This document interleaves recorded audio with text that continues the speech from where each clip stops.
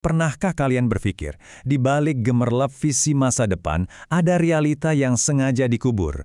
Hari ini, dalam penelusuran kita bakal masuk ke sebuah narasi besar yang sedang mendominasi Indonesia. Sebuah ambisi megaproyek triliunan rupiah yang berbenturan langsung dengan jeritan keseharian rakyatnya.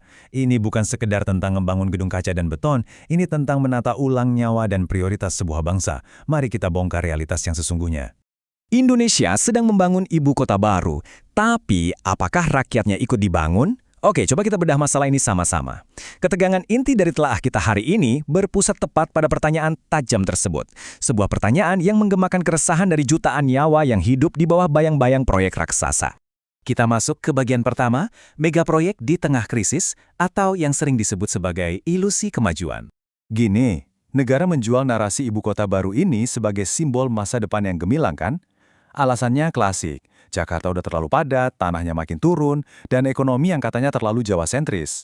Tapi, kalau kita dengar kritik dari publik, pertanyaannya tuh menohok banget, urgensinya di mana? Di saat negara lagi sibuk membangun kota super mahal dari nol, jutaan warga kita tuh masih berjuang mati-matian. Harga pangan meroket, dan banyak banget yang terjebak hidup dari gaji ke gaji. Publik skeptis dan menilai proyek ini lebih fokus pada pencitraan daripada ngurusin kebutuhan mendesak harian rakyatnya. Dan ini, menurut saya, secara brilian mengilustrasikan akar masalahnya. Ada satu kutipan dari sumber kita. Rakyat melihat negara seperti orang yang memperbaiki atap rumah mewah, sementara dapurnya kosong. Bayangin aja, analogi ini benar-benar menggambarkan seberapa lebarnya jurang pemisah antara ambisi para elit di atas sana dengan insting bertahan hidup masyarakat awam di bawah. Nah, dari situ kita beralih ke 5 prioritas mendesak. Sesuatu yang ironisnya malah dibiarkan tertinggal. Hal yang paling menarik dari sini adalah melihat kontras nyatanya. Coba kita lihat sektor pendidikan. Negara sibuk banget bangun gedung pemerintahan yang megah, tapi di dunia nyata, rakyat masih harus puas dengan sekolah yang atapnya bocor dan guru-guru honorer yang gajinya jauh dari kata layak.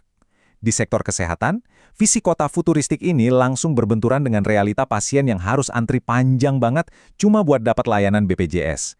Terus urusan lapangan kerja, janji hadirnya pusat ekonomi baru ini belum juga menjawab keresahan anak-anak muda kita yang terjebak di pekerjaan informal tanpa kepastian. Pertanyaannya, apa gunanya ibu kota futuristik kalau pelayanan dasar aja masih jauh dari kata setara? Dan ceritanya nggak berhenti sampai di situ. Masih ada sederet masalah sistemik yang kelihatannya diabaikan. Penyakit lama kayak kebocoran anggaran dan mental korup itu masih merajalela. Terus, buat negara yang katanya kaya sumber daya ini, ketahanan pangan dan energi kita masih goyah. Kita masih sangat bergantung sama impor, dan harga bahan pokok, ya kalian tahu sendirilah, naik turun gak karuan.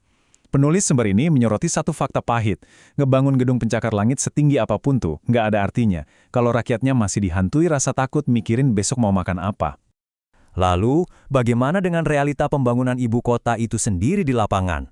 Mari kita lihat soal biaya yang membengkak dan janji-janji yang masih tertahan. Kalian mungkin penasaran gimana sih kondisi aslinya di lapangan sekarang? Apakah beneran seindah render animasi yang sering dipamerin? Secara objektif, sumber kita mencatat kalau pembangunan fisik memang jalan.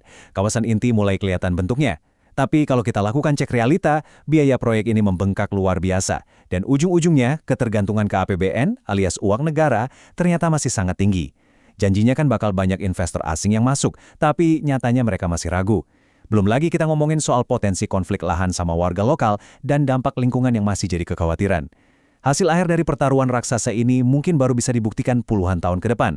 Padahal yang rakyat tuntut sekarang adalah bukti nyata, bukan cuma sekedar slogan optimis.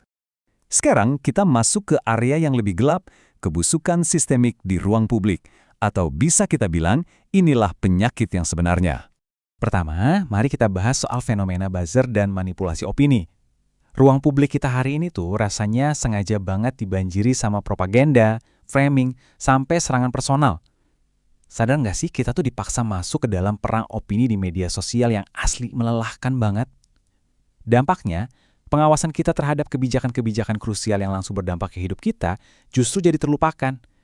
Publik dibikin sibuk berantem sendiri di dunia maya. Kedua, politik transaksional. Ini udah jadi rahasia umum ya. Posisi-posisi strategis di pemerintahan itu sering banget diisi lewat kompromi atau sekedar bagi-bagi kue kekuasaan, bukan karena orangnya benar-benar kompeten. Nah, hal ini tuh berujung pada kebijakan-kebijakan yang super nggak efektif.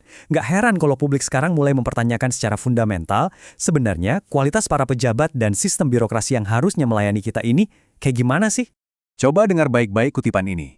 Korupsi bukan cuma soal uang hilang, tapi soal rakyat kehilangan masa depan.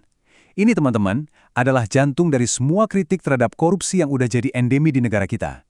Ini bukan cuma soal angka kerugian negara di atas kertas. Ini adalah perampasan langsung terhadap peluang, terhadap mimpi, dan terhadap harapan generasi penerus bangsa. Jadi, poin krusialnya ada di dampak kemanusiaan dari semua kebusukan sistemik tadi. Ketimpangan sosial makin melebar. Yang kaya makin gampang tambah kaya. Kelas menengah hidupnya tertekan. Dan rakyat kecil posisinya makin rentan. Data dari sumber kita juga menunjukkan sesuatu yang bikin miris. Generasi muda kita, yang katanya bakal jadi kekuatan utama lewat bonus demografi, nyatanya malah merasa kehilangan arah.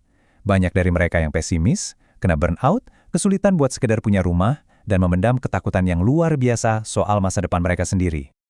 Tapi tenang, kita gak akan berhenti di titik keputusasaan ini. Mari kita melangkah ke depan dan melihat apa saja langkah konkret menuju perbaikan nyata. Ternyata ada jalan keluar yang pragmatis, yang dirangkum dalam 6 langkah konkret. Pertama, kita harus fokus ngebangun sumber daya manusianya. Kenapa? Karena negara maju itu dibentuk oleh manusia yang berkualitas, bukan cuma sekedar bangun proyek raksasa.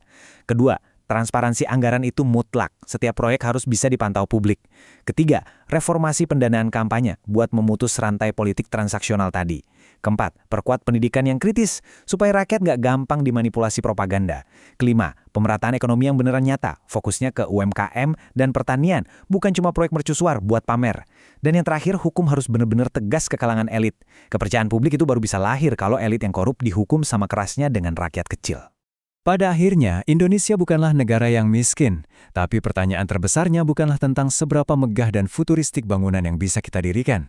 Rakyat ingin didengar sebelum negaranya bermimpi terlalu jauh. Jadi, apakah suara mereka sudah didengar?